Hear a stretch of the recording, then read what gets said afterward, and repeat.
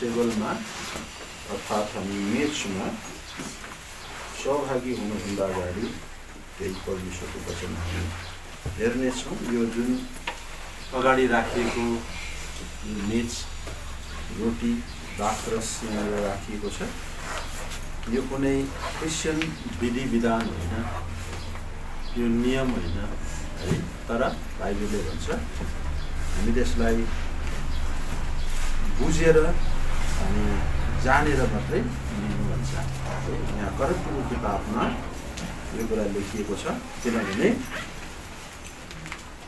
जब तिमीहरू यस रोटीबाट खान्छौ है अनि तिमीहरू यसलाई नचिनिकन खायो र पियो भने दुईवटा कुरा म तपाईँलाई सम्झना गराउँछु। हेर्नुहोस् है, 11 अध्याय यो हामी 17 पददेखि नै यस विषयमा कुरा गर्दै आएको छ, तर अब हामी यो सबै पढ्न अहिले हामीसँग समय छैन।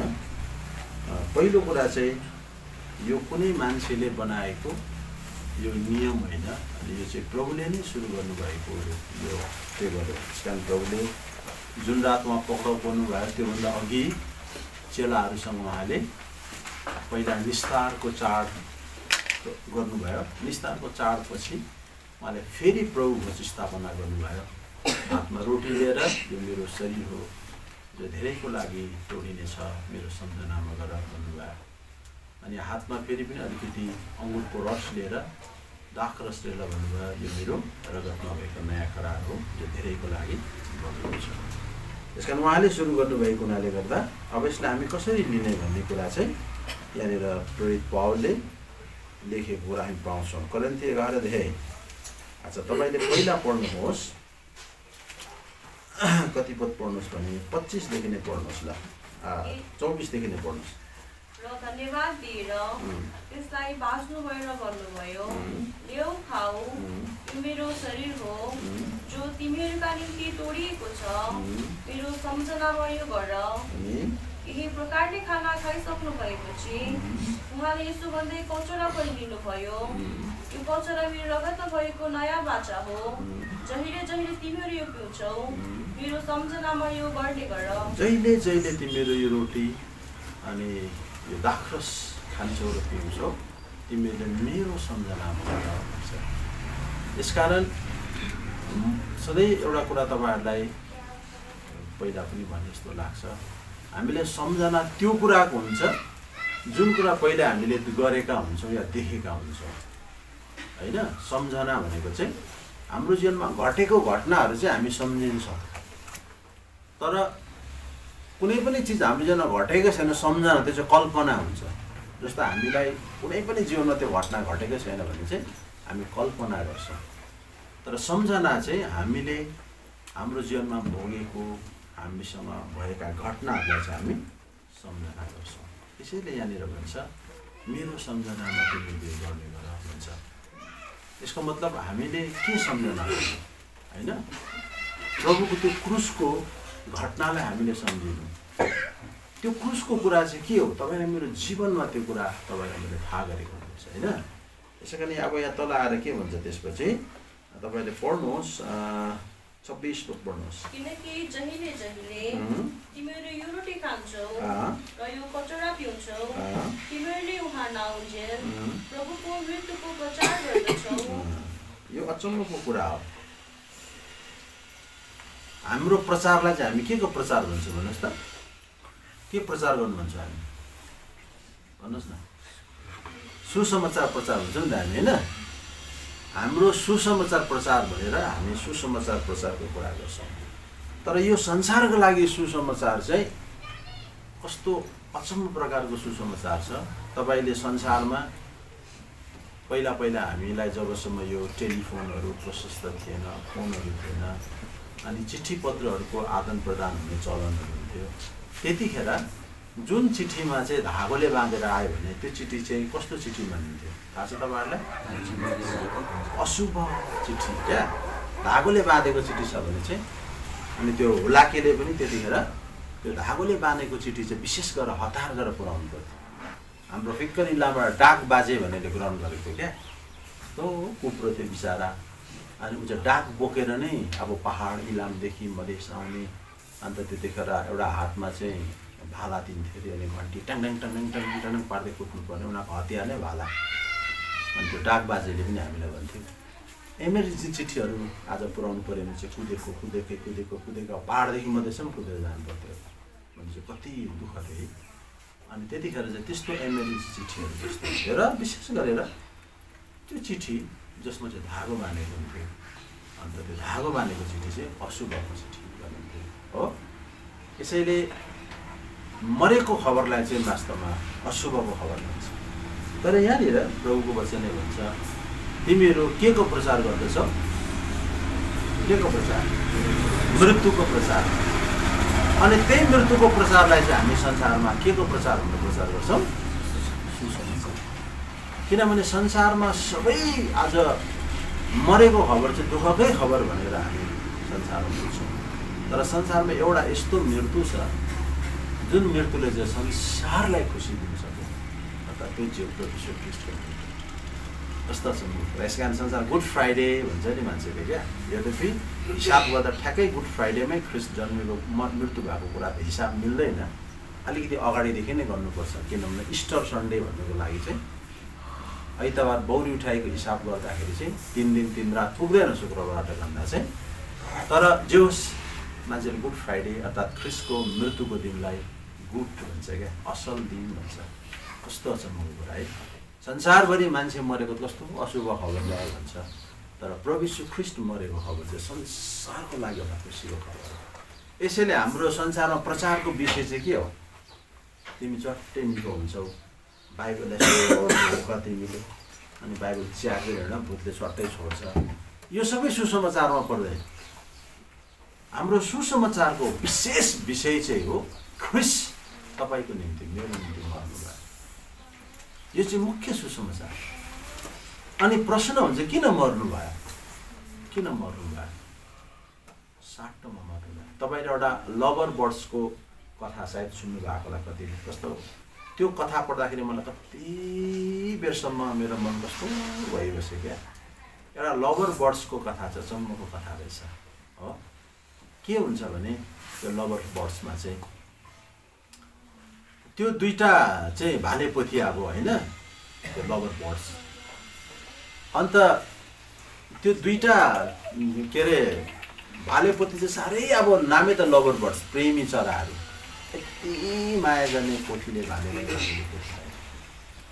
तर एक दिन अचानक शिकारीले पोथीलाई चाहिँ पक्रिन्छ अन्त उसलाई चाहिँ पिञ्जडामा राखिदिन्छ क्या पारेर अन्त शिकारीले खाइ पनि हाल्दैन तर त्यसलाई पिञ्जडामा राख्छ अन्त त्यो पिञ्जडामा अब भएको बिचरा पोथी अन्त त्यो भाले आउँछ आफ्नो पोथी पिञ्जडामा देख्छ है अनि पिञ्जडामा हुन्छ अन्त यता घुम्छ भाले उता घुम्छ अनि त्यो पोथीले भन्छ तपाईँ किन यसरी आएकै गरेको मलाई त पिञ्जडामा राखेको छ थाहा छैन कुन दिन मलाई मारेर राख्नुहुन्छ तर तपाईँ त कमसेकम बाँच्नुहोस् तपाईँ यसरी छेउमा नआउनुहोस् भन्छ तर परबाट त्यो भाले है आज बस्दै भन्छ तिमी कस्तै कुरा गर्छौ तिमी चाहिँ पिञ्जडामा छेउ म कसरी रमाएर खान सक्छु त्यस कारण जबसम्म तिमी त्यो पिञ्जडाबाट निस्किँदैनौ तबसम्म तिमीलाई यिनै बसेर पर्खिबस् भनेर त्यो घरको छेउको रूपमा बसेको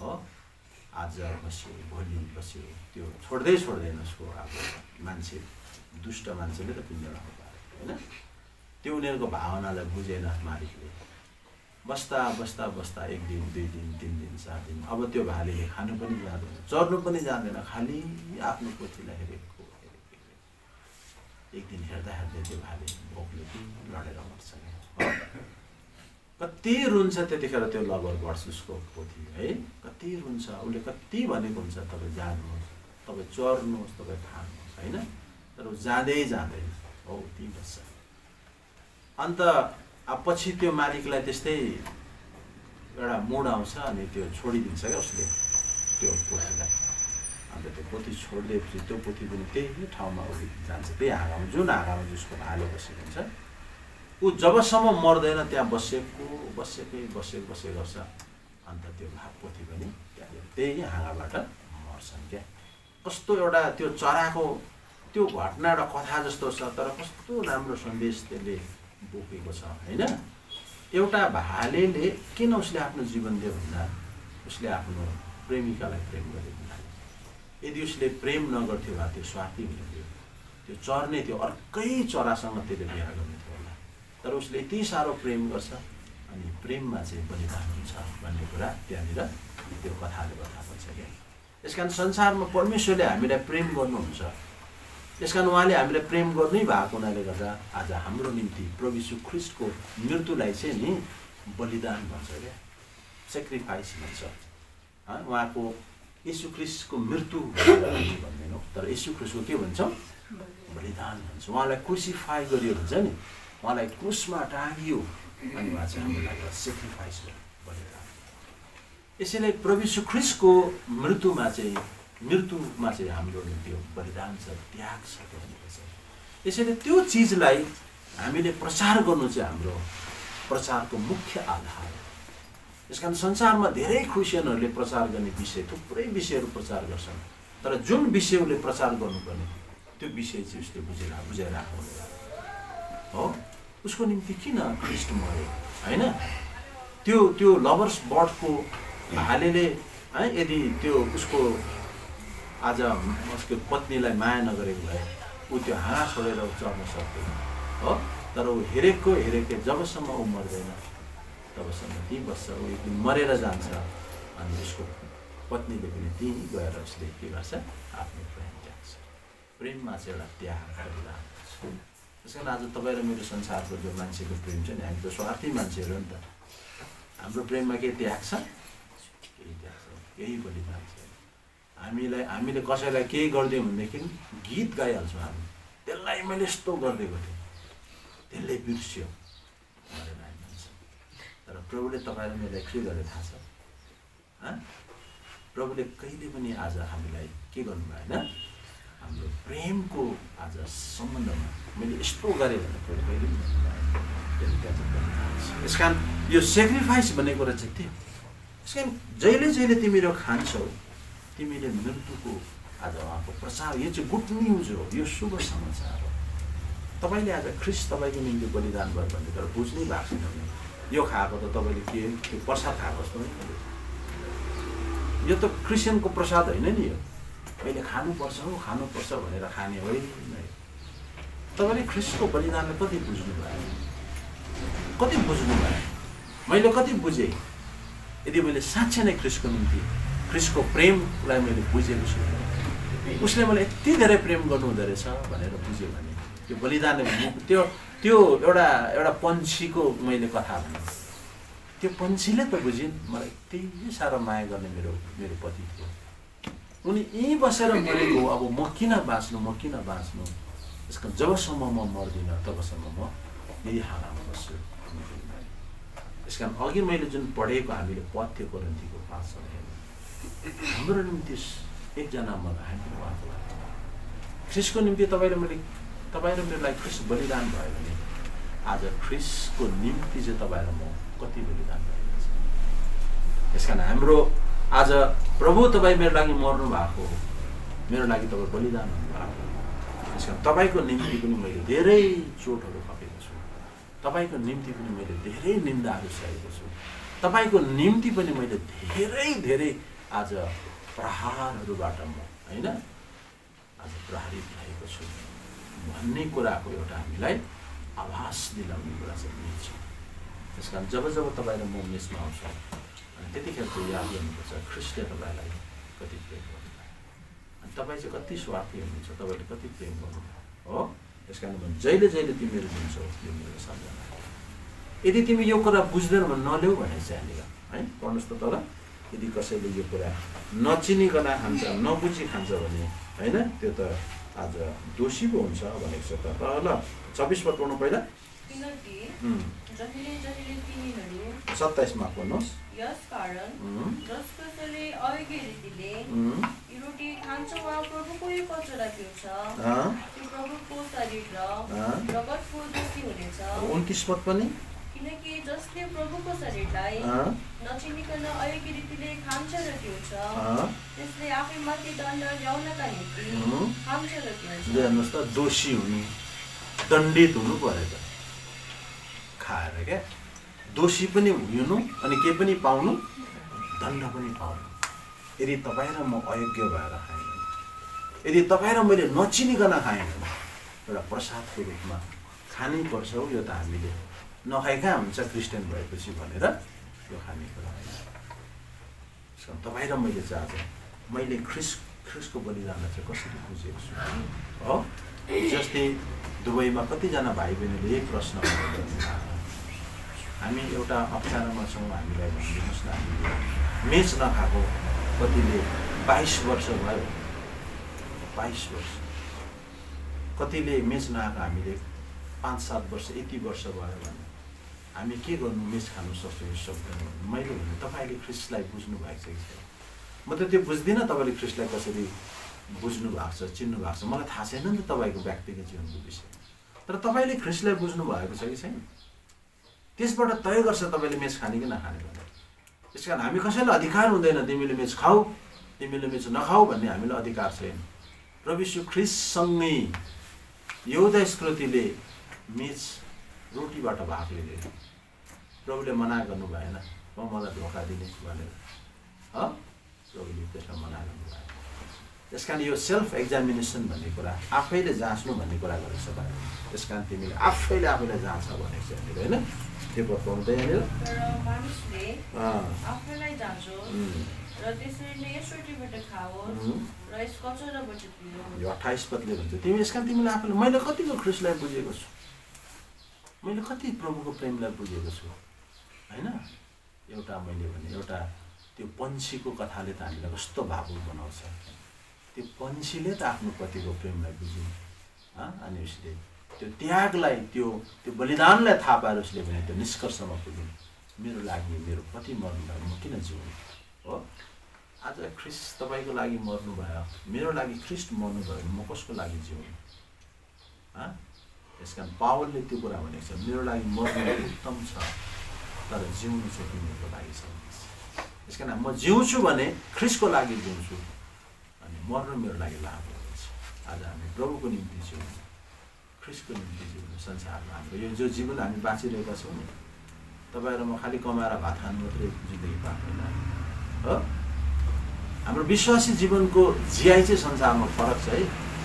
संसारमा परमेश्वरलाई नचिन्ने मान्छेहरूले चाहिँ संसारमा कमाउनु छ, घर संसार बनाउनु छ, सम्पत्ति जोड्नु छ, धनी हुनु छ, धेरै कुराहरू हात पार्नु छ उनीहरूलाई, त्यसैको निम्ति जिउँछ। तर हाम्रो जिउने आज मकसद चाहिँ फरक छ। हामी ख्रिस्टको निम्ति संसारमा हामी ख्रिस्टको लागि जिउँदै गर्दा हामीले आशिष पायौँ भने हामी घर पनि बनाउँछौँ, हामी गाडी पनि किन्छौँ, हामीलाई आवश्यक चिजहरू हामी राख्छौँ पनि। तर त्योभन्दा पहिलो प्राथमिकता छ हामी म ख्रिस्टको निम्ति जिउँदैछु। यो चाहिँ हाम्रो एउटा जीवनको मुख्य लक्ष्य होइन। यसैले गर्दाखेरि आज ख्रिस्टको बलिदानले नै तपाईँलाई यो ख्रिस्टको बलिदानको बुझाइले नै तपाईँलाई आज मेच खाने कि नखाने भन्ने कुराको चाहिँ हिसाब किताब छ। यसै कारण आज तपाईँ र म कस्तो जीवन लिएर यहाँनिर आज मेच खान आएका छौँ, कसरी खाँदैछौँ होइन। म त यहाँ एउटा टाढोबाट आएको मान्छे, म जान्दिनँ तपाईँहरूको व्यक्तिको जीवन कस्तो छ, तपाईँले कसरी जिउँदै हुनुहुन्छ, ख्रिस्टलाई कसरी बुझिरहनु भएको छ, उहाँको बलिदानको विषयलाई तपाईँले कसरी थाहा गर्नु भएको छ, त्यो तपाईँले जान्छ। यदि मैले प्रभु यीशु ख्रिस्टको त्यो बलिदानलाई नै बुझिनँ भनेदेखि म मेरो निम्ति ख्रिस्टको निम्ति सानो बलिदान पनि गर्न सक्दिनँ नि त। यस कारण मैले जीवनमा यो संसारका थुप्रै पापहरूलाई त्याग्नु भनेको त बलिदान गर्नु हो। मैले हरेक चिजलाई इन्कार गर्नु, मैले आफैलाई पापबाट जोगाउनु भनेको त बलिदान सेक्रिफाइस गर्नु हो नि त। म प्रभुको खातिर गर्दिनँ, म मेरो प्रभुको खातिर, म यो निन्दाको कुरा म प्रभुको खातिर बोल्दिनँ। मेरो मुख म मेरो प्रभुको खातिर म चुप्लाउनुपर्छ। मैले मेरो आँखालाई मेरो प्रभुको खातिर मैले बन्द गर्नुपर्छ। मेरो यो हरेक चिजलाई मैले आज बलिदान गर्नुपर्छ। तब त्यस्तो प्रकारले बलिदान गरिरहने विश्वासीलाई चाहिँ जब मेच खान्छ यति खुसी लाग्छ, यति आनन्द लाग्छ, मन साँच्चै रमाएर आउँछ, खुसी आउँछ। मेरो लागि प्रभुले सब कुछ सहनुभयो, मैले थोरै कुरा प्रभुको लागि सहन सकेँ। यसै कारण त मैले चोखो जीवन राखेर आज मेच खाँदैछु। हामीलाई गर्व हुन्छ, खुसी हुन्छ, आनन्द हुन्छ। तर जीवनमा ती सबै कुराहरू नहुँदै एउटा गिल्टी कन्साइन्स भन्छ, दोषी विवेक लिएर तपाईँ र मैले के गर्न खाइदिइराखौँ, हुन त मलाई फाल्ने छु भन्दै खायो भने त्यसले चाहिँ मलाई बिरामी बनाउँछ भन्छ। हो, यही पदमा दिएको छ होइन। तल पढ्नुहोस् त, कतिजना धेरै के भए रोगी भए, कति चाहिँ सुते भन्छ यहाँनिर। पढ्नु तल 30 पदमा दिएको छ, तिमीहरूको बिचमा धेरै कमजोर र रोगी छन्। यस कारण मान्छेको विवेक सबभन्दा ठुलो बिरामी चाहिँ नि जब हाम्रो मन बिरामी हुन्छ, हाम्रो दोषी विवेक हुन्छ, त्यो सबभन्दा ठुलो बिरामी। धेरैजनाको जीवन, आत्मिक जीवनमा एउटा रोगी छ, बिरामी छ। हो, अनि रोगी बिरामी छ, कतिजना चाहिँ आज सुतिदिने गयो भन्छ क्या। तपाईँले विचार गर्नुहोस्, हामी प्रभुले हामी मण्डलीलाई चाहिँ नि हिजो भर्खरै बिहा भयो, बाइबलले भन्छ हामीलाई चाहिँ ख्रिस्टको दुलहीसँग तुलना गरेको छ। अनि हाम्रो मङ्गनी चाहिँ ख्रिस्टसँग भएको छ। अन्त हाम्रो दुलहा चाहिँ हामीलाई लिनको लागि आउँदै हुनुहुन्छ। अब त्यो दुलहा जो हाम्रो निम्ति लिन आउँदै हुनुहुन्छ, उहाँको सामने प्रस्तुत हुने त्यो दुलही मण्डली चाहिँ रोगी छ, क्यान्सर लागेको छ भने त्यस्तो बेहुलीले बिहे गर्छ भन्नुहोस् त। त्यस कारण हामीले हिजो पनि सोध्यौँ हाम्रो भाइ बहिनी, तपाईँहरू त्यस्तो कुनै रोग छ, दीर्घ रोग छ भनेर हामीले सोध्यौँ उहाँहरूलाई। अनि हामी हरेक बिहामा सोध्छौँ, किनभने एउटा बहिनी जसको जिन्दगीमा यति धेरै रोग छ होइन, भने त्यो रोगी दुलहीले कसरी दुलहासँग बिहा गर्छ भन्नु सक्छ होइन। त्यो बाबामाले पनि मेरो छोरी बिरामी छ भने उसले पनि बिहा गर्दैन, त्यो आफै पनि गर्नु सक्दैन। ल कामिरहेको छ, अहिलेदेखि भरे मर्छु भन्ने अवस्थाको छ, ऊ कसरी आज बेहुली हुन सक्छ? हो, एउटा निरोगी बेहुली, स्वास्थ्य बेहुली है आज सिँगारेर बेहुलाको सामने। त्यस कारण तपाईँ र म पापको रोगले ग्रस्त भएको जिन्दगी बिताएर हाम्रो दुलहा ख्रिस्टको अगाडि दुलहीको रूपमा कसरी खडा हुने? यसैले आज हामीमा यस्ता कतिवटा पापको डिजिसहरू है, रोगको कीटाणुहरूले तपाईँ र मलाई भित्र खाइरहेको हुन्छ। हो, यस्ता थुप्रै प्रकारका पापका बिरामहरूले हामीलाई चाहिँ ग्रस्त भएको। त्यस कारण एउटा रोगी बेहुली जसरी बेहुलामा बिहा गर्नु पुर्याइँदैन, त्यसरी नै तपाईँहरूमा पनि आत्मामा रोगीहरू प्रभुको घरमा दुलहासँग बिहा गरेर जानु सक्छ। यसै कारण यहाँनिर धेरैजनाहरू रोगी भयो, धेरैजना कमजोरी भयो, अनि धेरैजना चाहिँ मरि पनि गएको छ। त्यसै कारण हामीले यसलाई एउटा हल्का लिनु हुँदैन। यो परमेश्वरको मेच खाने हो, क्रिस्चियनहरूको हामी भएपछि हाम्रो एउटा रीति हो, यो खाने हो भन्दा खाने होइन। र वास्तवमा यो कुरा जानेर मात्रै हामीले खानुपर्छ, बुझेर खानुपर्छ। यो चाहिँ के हो? खाइदेऊ खाइदेऊ तिमीले भन्दा खानु। यस कारण आज हामीले परमेश्वरको कुरालाई त्यो गम्भीरतामा बुझ्नु जरुरी छ है। यसैले हामी किन यो हप्ता पछि मेच खान्छौँ भन्दा यसको अर्थ के हो? हामी यसको कुरालाई बुझाउँछौँ मण्डलीलाई, थाहा गराउँछौँ कि यो है तपाईँको लागि सेक्रिफाइस भयो, बलिदान भनेको चाहिँ प्रभुले गर्नुभएको छ है। यसैले जब हामी प्रत्येक आइतबार मेच खाँदाखेरि टेबलको अघि आउँदा तपाईँलाई एउटा प्रश्न गर्छ टेबलले, म तिम्रो लागि बलिदान भएको छु, मेरो लागि तिमीले के बलिदान गरे? 1 हप्ताभित्र तिमी कतिको बलिदान गरेर आएका छौ? प्रत्येकपल्ट यो मेचले तपाईँलाई प्रश्न गर्छ, मैले तिम्रो लागि प्राण दिएँ, तिमीले मेरो लागि के गर्छौ? तिमीले मेरो लागि एउटा मजाको पोस्टर मैले देखेको थिएँ। त्यो पोस्टरमा कस्तो राम्रो वर्ड, हुन त अब त्यो बाइबलमा लेखेको थिएन, तर त्यहाँ कस्तो राम्रो वर्ड्स लेखेको थियो, शब्द लेखेको थियो। क्रुस थियो, अनि क्रुसमा चाहिँ एउटा त्यहाँ खदा ओढाएर लामो झरेको एउटा छ, त्यहाँ लेखेको थियो क्या, मैले तिम्रो लागि प्राण दिएँ, तिमीले मेरो लागि के दियौ भनेर सोधेको थियो, क्वेसन थियो। त्यस कारण आज यो प्रत्येक हप्ता हामीलाई जब यो लर्ड्स टेबलको अगाडि आउँछ यो प्रश्न तपाईँहरू मलाई गर्छ, मैले तिम्रो लागि मेरो शरीर दिएँ, मेरो रगत दिएँ, तिमीले मलाई के दिएँ तिमीले? त्यस कारण प्रियहरू, आज जब तपाईँ र मैले पनि उहाँको बलिदानलाई बुझ्छौँ तब हामीले पनि बलिदान दिन्छौँ, किनभने यो सेक्रिफाइस चाहिँ त्यो प्रेममा आधारित छ। प्रभुले हामीले प्रेम नगर्नु भएको उहाँले प्राण दिनुहुन्थेन। तपाईँ र मैले पनि यदि प्रभुलाई प्रेम गर्छौँ भने चाहिँ धेरै चिजहरू हामी त्यागमा बलिदान गर्न सक्छौँ। हो, यसैले हाम्रो बलिदानले चाहिँ आज हामीलाई परमेश्वरको प्रेमलाई अझै बेसी गहिरो बुझ्नको लागि सहायता गर्छ। त्यो चिज चाहिँ तपाईँहरूले मैले गम्भीर बुझ्नु। त्यस कारण आफैले जान्छ अनि रोटी खाऊ। प्रभुले हामीलाई साथ दिएको